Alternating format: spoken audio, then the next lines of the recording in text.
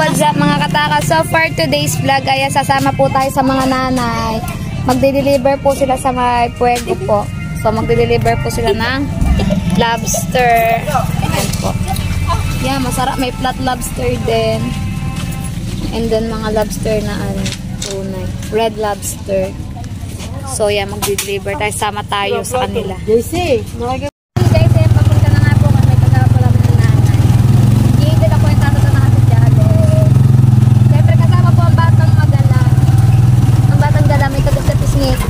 hanapin ka ng papa mo din. So, yung gisa, pakita natin sa ang daan sa aming pagdidilibir.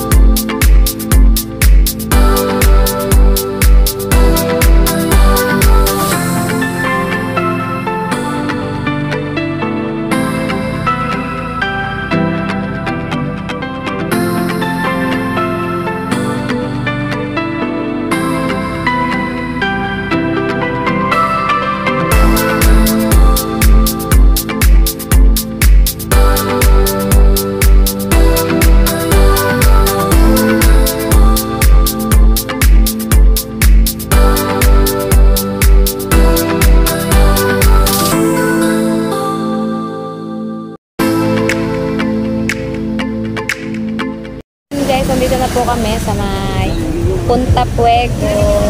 So yan, bababa po na nanay ang kanyang lobster. So ayan po yung mga lobster na nanay yung huli kanina. Yan, diniliver na nga po natin.